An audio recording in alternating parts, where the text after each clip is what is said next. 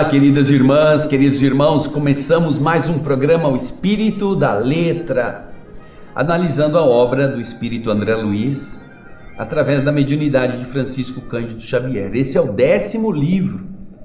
A sequência que começa em Nosso Lar, ela é composta de 13 livros. Ela começa lá em Nosso Lar e vai até o livro E a Vida Continua. São 13. Nós estamos fazendo o 10º livro. Já estamos chegando na metade. Já passamos, inclusive, da metade, se formos considerar as páginas. Todos os outros 9 já estão prontos, esperando você. Entre lá no nosso canal, youtube.com/O Espírito da Letra, tudo junto, ou entre nas nossas páginas da TV Alvorada Espírita no YouTube, ou mesmo no nosso site, tvalvoradespírita.com.br. Você vai ter todas essas informações, todos os links, tudo para que você possa dar continuidade aos seus estudos sobre a doutrina espírita. Essa obra é magistral, é muito importante, mas muitas pessoas tinham medo de encará-la porque ela é muito técnica, ela é muito profunda nas questões científicas. Ela foi escrita justamente para mostrar aos que criticavam o espiritismo, como se fosse uma coisa assim de escolinha primária, como de verdade os espíritos superiores estão por detrás, explicando como funcionam todos os mecanismos, sejam das formações biológicas, da estruturação do perispírito, da criação da mente, da maneira de expressão através dos órgãos. Tudo isto está muito bem detalhado aqui. E hoje nós vamos terminar o capítulo que fala sobre a questão da mente. O capítulo 16, que começamos no programa passado, Mecanismos da Mente, está explicando com as experiências que os homens já fizeram, como que as ligações do perispírito com a matéria permitem que a mente se expresse. Por isso, pegue o seu livro e nós vamos continuar a fazer o mesmo procedimento. Eu faço um resumo. O resumo não é para deturpar a obra, não é para torná-la mais bobinha. Não, o resumo é para pegar o núcleo daquele subtítulo. Porque às vezes a pessoa vai começando a ler e fala, mas essa pergunta, essa palavra eu não entendo. Eu vou ter que ir no dicionário, é muito difícil. Eu vou perder muito tempo. E ela desiste. Então o que nós estamos fazendo é justamente fazer você entender o que André Luiz quis dizer. E depois a gente vai para o texto original e você vai ver que dá para entender, sim, dessa maneira. Dá para ser uma coisa palatável. Mesmo que a gente não seja biólogo, não seja físico, não seja médico, a gente consegue compreender o que os espíritos, no caso André Luiz, nos está passando. Então pegue o seu livro, pegue o seu caderno, pegue sua caneta, comece a se preparar, porque agora nós vamos para o primeiro resumo, o resumo do subtítulo, que nos compete dar continuidade para encerrarmos hoje o capítulo 16. Vamos lá? Acompanhe no slide. Sincronia de estímulos. Até então nós tínhamos visto as explicações sobre os estímulos nervosos que ficam cortados quando alguém secciona a medula neuronal do corpo físico. Aí André Luiz está explicando o quê? O córtex governa os sentidos físicos. A área do nosso cérebro, chamada de córtex, ele tem a sede para o governo dos sentidos físicos, os movimentos, os reflexos e todas as manifestações nervosas do corpo. E este córtex, ele corresponde à sede do centro cerebral do perispírito no corpo físico. Centro cerebral do perispírito no corpo físico. Então, o córtex é a sede desse nosso chakra cerebral que está no perispírito, representado no corpo físico. Está unida à sede do centro coronário, com ela se entrosando em perfeita sincronia de estímulos, através dos quais o espírito se manifesta. Então você lembra que nós já vimos isso em capítulos anteriores, no capítulo 9, nós já vimos isso lá no capítulo 9, da conjugação entre o centro coronário e o centro cerebral. O que vem lá de cima, o coronário e o centro cerebral, que se unem lá no centro do diencéfalo, lá no tálamo, onde nós estamos com as duas sedes praticamente conjugadas. E isto é importante você recordar, porque nós vamos ver que o córtex vai estar ali como um centro cerebral e o centro coronário trabalhando juntos para espalhar todos os impulsos elétricos para o nosso organismo. Vamos continuar no texto. Está unida à sede do centro coronário, esta sede, né, do centro cerebral está unida à sede do centro coronário, com ela se entrosando em perfeita sincronia de estímulos através dos quais o espírito se manifesta, demonstrando a sua constituição mental harmônica, ou a sua constituição mental difícil, ou a sua constituição mental desequilibrada, de acordo com a sua posição evolutiva, na qual ele valoriza, conserva, prejudica ou desordena os recursos da lei divina que lhe permitem demonstrar-se nos planos físico e espiritual. Então, é através desses centros, dois coordenados, que você encontrará a demonstração de quem é aquele ser, o espírito.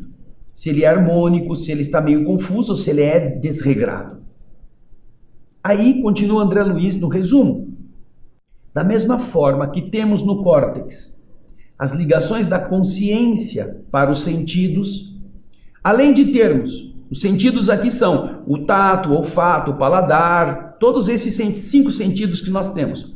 Mas além dessa ligação da consciência para os sentidos, nós temos a memória no córtex, o controle da fala, da escrita e dos automatismos variados.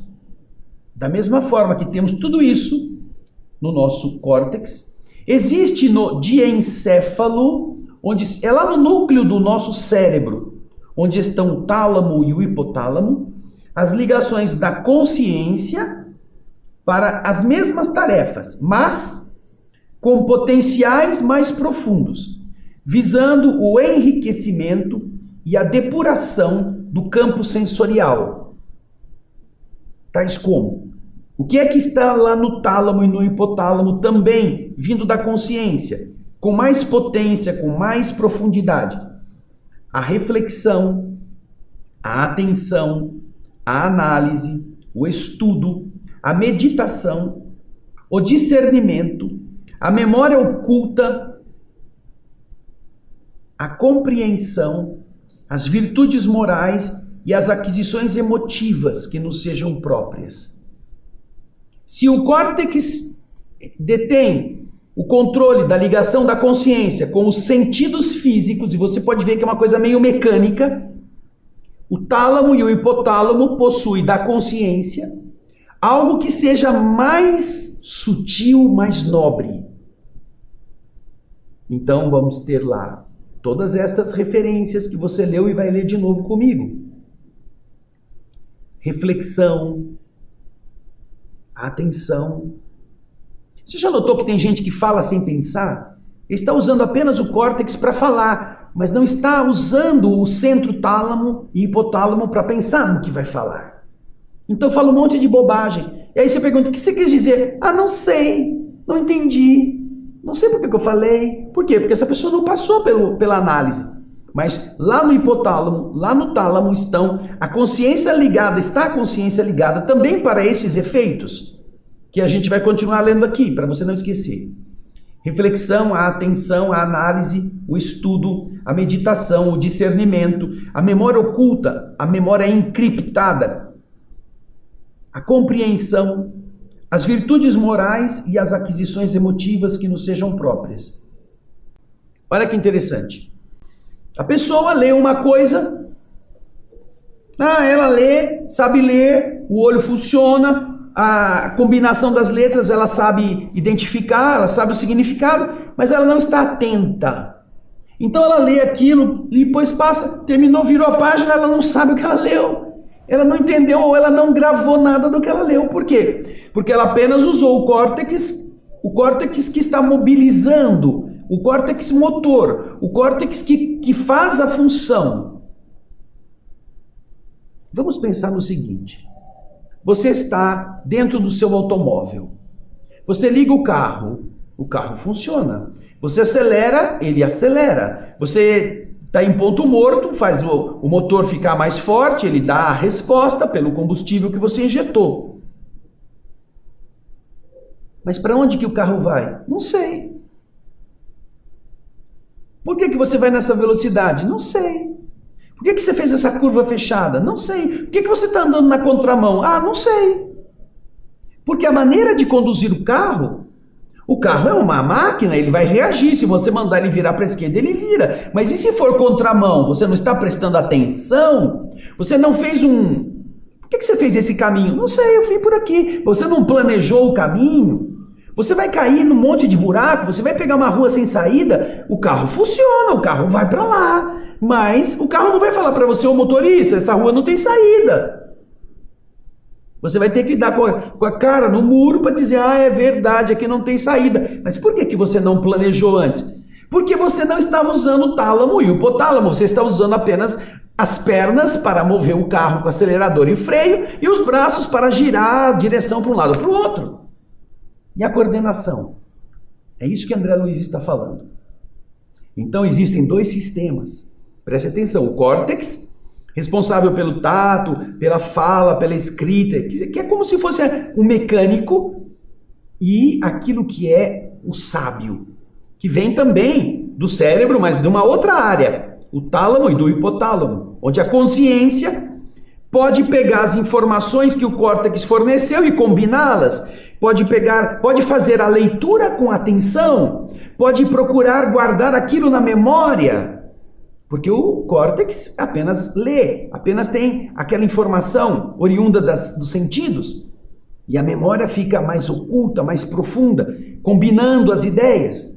Tudo isso na área do tálamo e do hipotálamo. Vamos continuar com o resumo. Aí vocês veem a imagem que eu peguei lá do programa 9. Onde está o tálamo e o hipotálamo? Você vê que o diencéfalo que ele citou aqui é essa área central.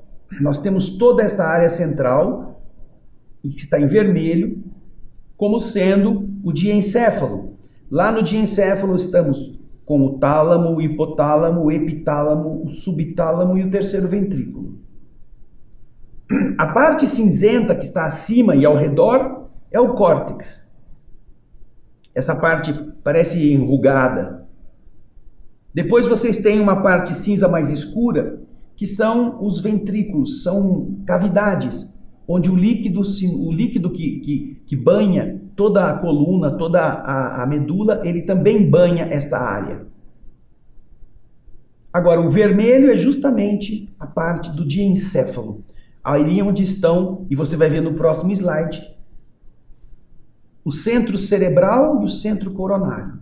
Onde eles se localizam? Justamente no interior, como André Luiz está falando. O coronário, vocês estão vendo esses funis, são as expressões que nós já mostramos nos outros slides do programa 9, as expressões dos chakras, ligando o espírito ao corpo físico. Você vê o chakra cerebral que está na parte de trás e o chakra cerebral que está na parte da frente, todos ligados no diencéfalo, no tálamo. E tem o coronário que vem de cima, que também se liga ali, então eles se conjugam para gerar todo o campo elétrico para o controle do nosso corpo físico, das nossas apreensões, dos nossos aprendizados. Agora, depois desses dois slides que eu pus aí só para você se recordar, vamos para a parte final desse subtítulo. Ao emitir a onda do pensamento através do centro coronário, combinado com o centro cerebral, esse impulso retorna à consciência a fim de que se avalie a essência dos resultados ou reflexos de nossas ações, o acerto ou desacerto de nossa escolha. Então, você faz uma decisão, vou fazer tal coisa. É a mobilidade, é o gesto, é a ação oriunda da ordem mental para o córtex cumprir. Porém, você vai recolher de volta os efeitos, aquilo que você quis fazer, se conseguiu ou não, se foi bom ou não, se foi adequado ou não. E quem vai recolher isso é a consciência para analisar justamente como foi aquilo bem ou mal desenvolvido. Então você percebe que é como um mecanismo de feedback qualificativo. Você faz a coisa acontece e você mesmo vai avaliar se aquilo foi correspondente. E aí vamos continuar nesse slide para a gente terminar esse subtítulo. Eu vou ler de novo, só para você recordar. Ao emitir a onda do pensamento através do centro coronário conjugado ao centro cerebral, esse impulso retorna à consciência a fim de que se avalie a essência dos resultados ou reflexos de nossas ações, o acerto ou desacerto de nossa escolha. Além disso, cada núcleo do cérebro, cada núcleo que está ali, né, a área da percepção, a área do olfato, a área das sensações, se subdivide em inúmeras peculiaridades. E da mesma forma que podem sofrer obstrução orgânica, causando problemas no corpo, a pessoa perde a memória, a pessoa pode ficar com dificuldade de fala. Ao mesmo tempo que, se o córtex sofrer isto, ele vai ter dificuldade de expressão, podem surgir igualmente obstruções no campo ou no corpo espiritual, quando a perturbação da mente venha obstruir temporariamente esse ou aquele fulcro energético na região diencefálica, no centro coronário do espírito. Se a mente espiritual estiver em desequilíbrio, ela pode obliterar, ela pode obstruir os centros coronários do diencéfalo, na parte do perispírito. E do mesmo modo que se o córtex for ferido, a pessoa vai perder a memória, vai perder a fala, ou vai perder o olfato, coisa do tipo.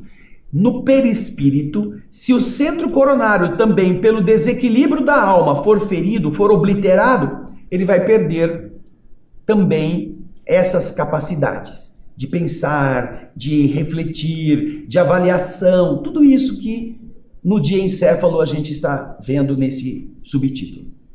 Entenderam?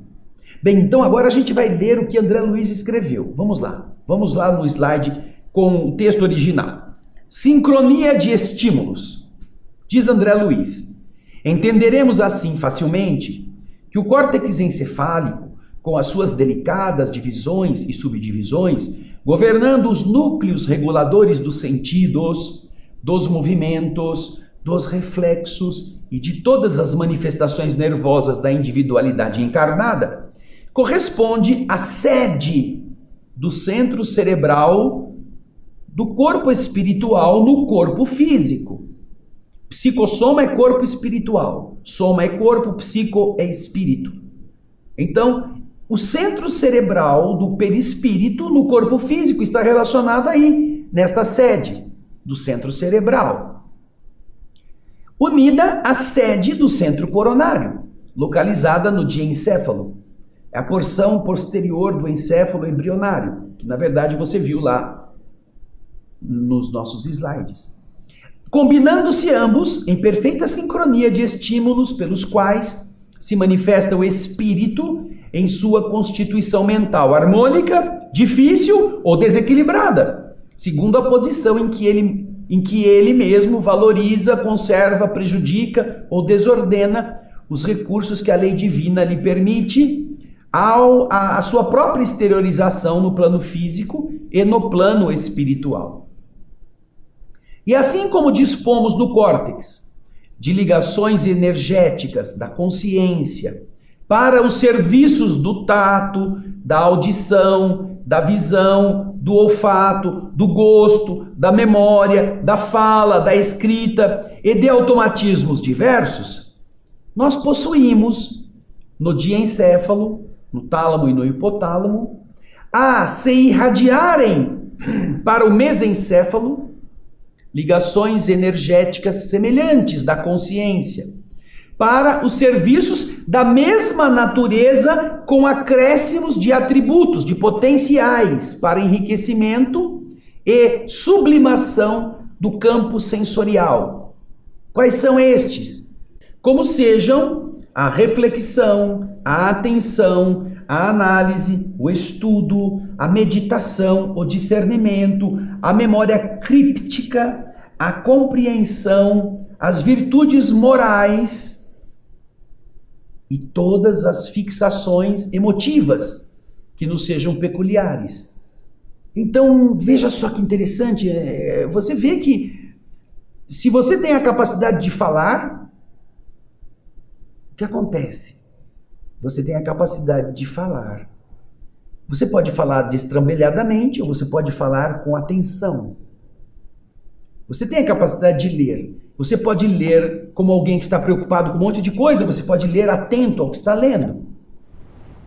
E todas estas são circunstâncias enriquecidas pela consciência que potencializa, como ele disse aqui, a partir do tálamo e do hipotálamo, as ações mecânicas que a gente vai praticar na área do córtex cerebral. Olha que interessante. Aí continua o texto, olha lá. Emitindo a onda de indagação e de trabalho, indagação é, por que isso? Por que aquilo? Como que eu faço? E também a de trabalho, não, temos que fazer tal coisa. Quando a onda chega, aquilo que nos diz respeito para a gente fazer, para a gente perguntar, através do centro coronário, quando a gente emite essa onda através do centro coronário, unido ao centro cerebral, nós vamos receber de volta esta onda, em circuito de raios substanciais da nossa própria força mental. Vamos recebê-la com impactos aferentes, impactos que levam a informação até ao sistema nervoso central e eferentes, que levam os impulsos do sistema nervoso central até os órgãos que fazem as ações. Para que a nossa consciência, por si mesma, ajuize pela essência dos resultados ou reflexos das nossas próprias ações, quanto ao acerto ou desacerto da nossa escolha, nessa ou naquela circunstância da vida. Não podemos esquecer que cada núcleo das ligações a que nos reportamos se subdivide em peculiaridades diversas, entendendo-se, pois, que os fenômenos da obstrução suscetíveis de ocorrer em alguns dos setores corticais do corpo físico, no corpo físico, alguns dos setores corticais podem sofrer obliterações. Igualmente, essas mesmas obliterações podem surgir no corpo espiritual quando a perturbação da mente é capaz de obstruir temporariamente esse ou aquele centro energético da região diencefálica no centro coronário da entidade desencarnada. O espírito, então, pode criar bloqueios no seu perispírito. Estamos falando de espírito, não tem mais o corpo. Se ele usar da forma da consciência, de forma equivocada, ou forma não adequada, ele pode criar bloqueios. E nós vamos entender esses bloqueios agora. O próximo subtítulo vai falar do mecanismo do monoideísmo. Monoideísmo, fixação de ideia fixa. A entidade só pensa naquelas coisas e aquilo toma conta da sua preocupação. Vamos então ao próximo subtítulo. Mecanismos do monoideísmo. André Luiz vai nos explicar então que se o encarnado, se ele pode perder a memória ou a capacidade de falar pela obstrução dos respectivos centros cerebrais da memória ou da fala, o desencarnado, aquele que já não tem mais o corpo físico, também pode atirar-se a reações neuronais semelhantes enquanto lhe perdurar a perturbação. Por isso, o espírito pode sofrer alterações no núcleo da visão profunda, no seu centro coronário, de forma que ele só consiga enxergar os quadros terríficos que o ligam às suas culpas, sem poder ver outras paisagens. O mesmo acontecendo com a capacidade de ouvir, quando só escutará as vozes acusadoras que o perseguem. Também sua memória estará presa apenas a tais acontecimentos de tragédias morais. Essas peculiaridades que acontecem no espírito do indivíduo, daquele que já perdeu o corpo físico, dificultam para ele o próprio reconhecimento. Quando se comunicam, quando você vai na reunião mediúnica e um espírito com esses problemas se comunica, você não consegue obter dele quem é você, qual é seu nome, quanto tempo faz que você morreu. Ele não consegue saber, porque ele não sabe se reconhecer quando eles se comunicam mediunicamente. Por quê? Pois eles permanecem estacionários no monoideísmo que prende estas entidades em recordações ou emoções específicas, coagulando ou materializando pesadelos ligados às lembranças infelizes que eles cultivam. Eles só veem aquilo, eles só escutam aquilo. Então, quando o dialogador, através do transe mediúnico, tenta obter dele alguma informação, ele não responde, ele não é coerente, ele não consegue ouvir. É difícil, às vezes, obter da entidade. Por isso que é importante o transe mediúnico, porque o transe mediúnico, através do corpo do médium, o espírito tem um avivamento das percepções. Ele é chamado a sair dele próprio. Então, é uma forma menos complicada do espírito romper esse monoideísmo. Mas às vezes precisa de 1, 2, 3 manifestações em caráter sucessivo, em dias diferentes, para ele começar a voltar a si. Mas continua André Luiz no slide. Estes pesadelos, eles não são inventados pelo espírito. Ele vai dizer, eu estou vendo o monstro, eu estou vendo fulano, eu estou vendo aquela coisa que está vindo. Esses pensamentos são formados de partículas vivas da matéria mental que eles constroem, que constroem quadros vivos realmente, os quais também podem atrair outros espíritos afins, que estabelecem sociedades do mal, criando painéis apavorantes para a apreciação daquela consciência culpada pelo tempo em que ela precise, em decorrência dos seus crimes praticados. Então, o espírito que fica com a ideia presa na culpa, no remorso, no ódio, vai criar todo um aspecto visual denso, partículas do pensamento. O pensamento gera plasma sutil, plasma é matéria. Lembra disso? Lá no primeiro capítulo do livro Nos Domínios da Mediunidade. O outro livro que nós já fizemos. O pensamento gera plasma sutil. A ideia é um ser organizado, ao qual o pensamento dá forma. E a vontade dá movimento e direção. Olha só que interessante. Tudo lá no livro Nos Domínios da Mediunidade, capítulo 1. André Luiz está falando que essas entidades, elas ficam com a ideia tão fixa que ela cria todo um aparato, toda uma estrutura mental densa, que ela só vê aquilo, só escuta aquilo, só pensa nessas coisas erradas. E ela atrai entidades que gostam das mesmas coisas ou que a perseguem para fazê-la sentir essas mesmas situações de desespero pelo crime cometido.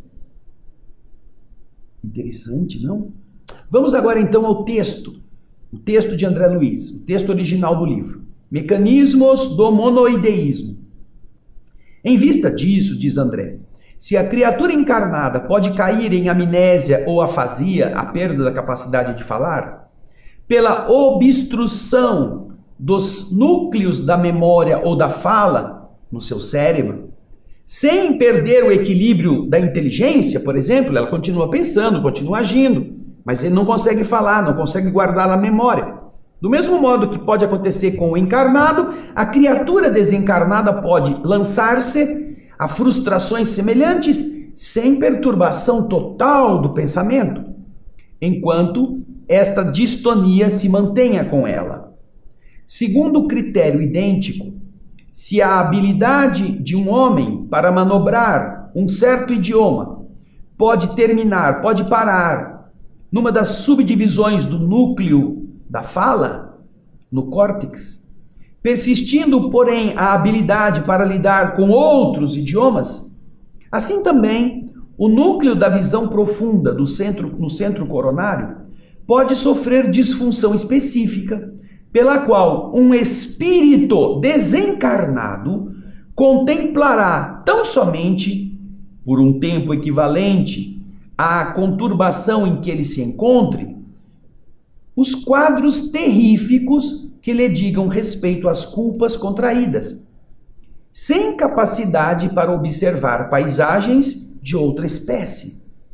Escutará exclusivamente vozes acusadoras que lhe testemunhem os compromissos inconfessáveis, sem possibilidade de escutar quaisquer outros valores sonoros, quaisquer outras conversas que as façam pensar de outra forma, tanto quanto poderá relembrar, recordar apenas acontecimentos que se lhe refiram aos padecimentos morais, com absoluto esquecimento de fatos outros, até mesmo daqueles que se relacionem com a sua personalidade, motivo pelo qual se fazem tão raros os processos de perfeita identificação individual na generalidade das comunicações mediúnicas. É difícil dos espíritos se identificarem completamente, com perfeição, quando se manifestam por médiuns. Por quê? Porque eles estão, muitas vezes, perturbados, com entidades dementadas ou sofredoras. Nestes casos, não conseguem se manifestar. O médium não consegue captar, não consegue sentir o que é aquele espírito.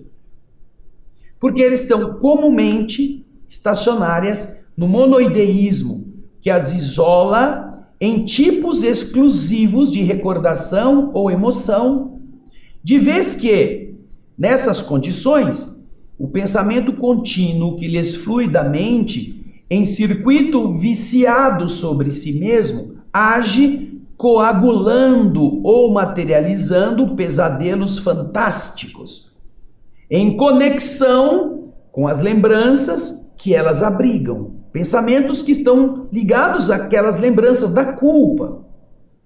E esses pesadelos não são meras criações abstratas, porque em fluxo constante, as imagens repetidas, formadas pelas partículas vivas de matéria mental, se combinam em quadros que obedecem também à vitalidade mais ou menos longa do pensamento. Quanto mais ele durar com aquele pensamento, mais vai durar a imagem que ele produziu. Justapondo-se, olha só, colocando-se junto também às criaturas desencarnadas, que lhes dão a forma e que, reunindo criações do mesmo teor, de outros espíritos afins, estabelecem, por associações espontâneas, por atração no mal, na raiva, no ódio, estabelecem os painéis apavorantes em que a consciência culpada expia, por tempo justo, as consequências dos crimes a que se empenhou, prejudicando a harmonia das leis divinas e conturbando ao mesmo tempo a si mesma. Tudo isso está aí. André Luiz nos está indicando. Para terminarmos o capítulo de hoje, vamos para o subtítulo Zonas Purgatoriais. André Luiz, no último subtítulo, está explicando: essas construções mentais, com a aglutinação da matéria mental à sua volta e pela atração de entidades de baixa vibração, em sintonia com culpas e erros, geram imagens plasmadas pelo mal e servem para a formação das paisagens regenerativas, as paisagens difíceis, em que a alma alucinada pelos próprios remorsos é presa em sua marcha por causa de seus próprios delitos. Esses lugares, englobando milhares de espíritos de igual teor, se transformam em continentes de angústia, uma espécie de filtro de aflição e de dor, onde a loucura e a crueldade, estranguladas pelo sofrimento, acabarão por se render ao raciocínio equilibrado indispensável para o trabalho que redime, para o trabalho que recomeça, para o trabalho que refaz. Então, esses espíritos que estão com isto, criando matéria mental densa, unindo-se a outros que também querem as mesmas coisas, que são atraídos pelo mesmo padrão, criam um ambiente tétrico para eles mesmos. E neles vão ficar como se fosse um filtro, quando André Luiz fala lá no livro Nosso Lar, que o umbral é uma zona de queima de matéria mental densa. O sofrimento umbralino é como um filtro que vai estrangulando a crueldade, a maldade, a fim de que, cansando de sofrer, o espírito jogue fora isso e comece a trabalhar para a sua própria recuperação. Não é uma imposição de Deus, é uma consequência. Imagina você sem tomar banho. Você vai começar a ficar mal cheiroso. É o seu ambiente. Imagina 2 pessoas sem tomar banho juntas. Imagina 10 pessoas sem tomarem banho. Imagina 100 pessoas sem higiene. O odor pestilento vai ser a sua atmosfera. E ninguém vai dizer que foi Deus que impôs isso, porque Deus pôs a água no mundo para cada um poder se limpar. Agora, vai chegar um momento em que alguém vai falar assim: eu não suporto mais esse cheiro, não aguento mais, está me dando ânsia de vômito, vou sair daqui, vou procurar água para me lavar. Aí pronto, ela começa a procurar por si mesma. É isso que André Luiz está explicando aqui nesse aspecto. Agora nós vamos ao texto. Vamos ler o último subtítulo. Veja só. Zonas purgatoriais. Obstruídos, obliterados os núcleos energéticos da alma, capazes de conduzi-la a sensações de euforia e elevação, entendimento e beleza, pelo excesso da taxa de remorso nos centros da memória, na dor do arrependimento, aqui ela se encarcera, que ela se prende por um automatismo, conforme os princípios de responsabilidade que se delineiam no seu ser, criando com seus próprios pensamentos as telas temporárias, mas por vezes de longuíssima duração, em que contempla, em que ela vê incessantemente, como um reflexo mecânico, o fruto amargo de suas próprias escolhas, até que esgote os resíduos das culpas abraçadas, ou que ela receba caridosa intervenção dos agentes do amor divino, que habitualmente lhe oferecem o preparo adequado para a reencarnação necessária, pela qual retomará ao aprendizado prático das lições em que ela faliu. É dessa forma que os suicidas, com agravantes à frente do plano espiritual, como também os delinquentes de variada categoria, padecem por largo tempo a influência constante das aflitivas criações mentais deles mesmos. A elas aprisionados pela fixação monoideica, a fixação da ideia única de certos núcleos do corpo espiritual, em prejuízo de outros que se mantêm mal utilizados, mal baratados e oclusos, bloqueados. E porque o pensamento é força criativa e aglutinante na criatura consciente em plena criação, as imagens plasmadas pelo mal, à custa da energia inesgotável que lhe constitui atributo intransferível e inerente, servem para a formação das paisagens regenerativas em que a alma alucinada pelos próprios remorsos é presa, é detida em sua marcha, isolando-se, ilhando-se nas consequências dos próprios delitos, em lugares que, retendo a associação, mantendo presos centenas de milhares e milhares de transviados, lugares se transformam em verdadeiros continentes de angústia, filtros de aflição e de dor, em que a loucura e a crueldade, juguladas, dominadas, estranguladas pelo sofrimento que geram para si mesmas, se rendem lentamente ao raciocínio equilibrado para a readmissão indispensável ao trabalho remissor, ao trabalho reparador.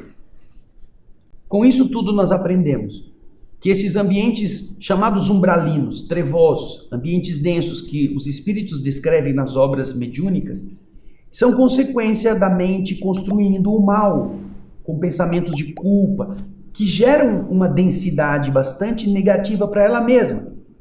Você vai procurar lá no livro, nos domínios da mediunidade, eles estão numa instituição, numa região densa, você vai ver tempestades parece piche vaporizado, coisas assim mais densas, no meio das quais são arrastados em turbilhão rostos e espíritos, entidades que estão ali presas a essas construções. E isso acontece no mal como acontece no bem. Nossa mente produz matéria e com isso nós estaremos entendendo como é importante nós não darmos espaço ao pensamento ruim, ao pensamento negativo. Assim você se prepara para você nesta vida não precisar passar por essa situação. Porque para essa situação só irão os espíritos que estiverem culpados, se acusando, carregando coisas erradas no fundo da sua consciência, porque eles não conseguem escapar de si mesmos. Pense nisso. Na próxima semana a gente vai para um capítulo interessantíssimo, falando sobre a mediunidade e o corpo espiritual. Mediunidade e o perispírito, capítulo 17. Você poderá já ir lendo, não fica esperando não. Mas semana que vem a gente vai tratar desse outro tema. Estamos chegando no final da primeira parte. Eu agradeço muito a sua participação, suas mensagens, seus compartilhamentos, que são muito úteis para outras pessoas descobrirem também esta obra maravilhosa. E apesar de parecer difícil, quanta coisa a gente já pôde aprender juntos, não é mesmo? Obrigado pelo seu carinho, pela sua audiência. Até o próximo. O Espírito da Letra e muita paz.